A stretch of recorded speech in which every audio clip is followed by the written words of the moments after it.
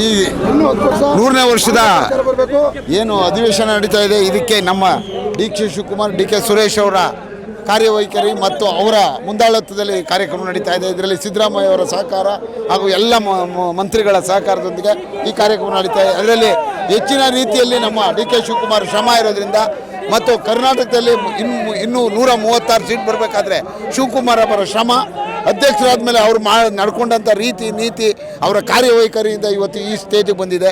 ಮುಂದೆ ಮುಖ್ಯಮಂತ್ರಿ ಆಗೋದಕ್ಕೇನು ಭಯ ಇಲ್ಲ. ಆದ್ರೂ ಎಲ್ಲೋ ಒಂದು ಕಡೆ ಕಾಂಗ್ರೆಸ್ಸಲ್ಲಿ ಕಾಂಪಿಟೇಷನ್ ಅನ್ನೋದು ಇರೋದ್ರಿಂದ ನೀವು ಯಾವುದೇ ರೀತಿಯಲ್ಲಿ ಅದನ್ನು ಜಯಿಸಿ ಬಂದು ನಮ್ಮವರು ಮುಖ್ಯಮಂತ್ರಿ ಆಗೋದ್ರಲ್ಲಿ ಎರಡು ಮಾತಿಲ್ಲ. ಈ ಕಾರ್ಯಕ್ರಮವೂ ಅಷ್ಟೇ, ಒಂದು ಸಾರಿ ಮುಂದಕ್ಕೆ ಹೋದ್ರೂ ಸುದ ಎರಡನೇ ಸಾರಿಗೂ ಶ್ರಮ ಬಿಡ್ದೇನೆ ಆ ಕಾರ್ಯಕ್ರಮನ ಯಶಸ್ವಿಗೊಳಿಸೋಕ್ಕಾಗಿ ಅಣ್ಣ ತಮ್ಮದಿರಿಬ್ಬರೂ, ಯಾಕೆಂದರೆ ನಾನು ಈಗ ಆಲ್ರೆಡಿ ನಾನು ಬಂದು 1 ವಾರ ಆಯಿತು. 1 ವಾರದಿಂದನೂ ಡಿ ಕೆ ಸುರೇಶರು ಇಲ್ಲೇ ಠಿಕಾಣಿ ಹೂಡಿ ಶ್ರಮ ತಗೊಂಡಿದ್ದಾರೆ. ಅದೇ ರೀತಿ ಡಿ ಕೆ ಶಿವಕುಮಾರು ಅಷ್ಟೇ.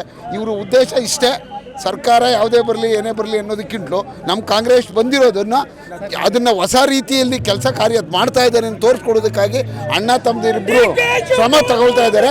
ಅದರಲ್ಲಿ ಏನು ಮಾತಿಲ್ಲ.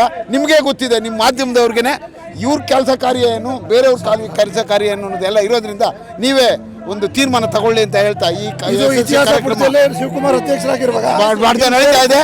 ಇವರು ಈ ಅಧ್ಯಕ್ಷರಾಗಿದ್ದಂಥ ಕಾಲದಲ್ಲಿ ನಡೆದಿರೋಂಥ ಕೆಲಸಗಳು ಇಡೀ ಕಾಂಗ್ರೆಸ್ ಸರ್ಕಾರದಲ್ಲಿ ನಡೆದಿಲ್ಲ ಅಂತ ನನ್ನ ವೈಯಕ್ತಿಕ ಅಭಿಪ್ರಾಯ.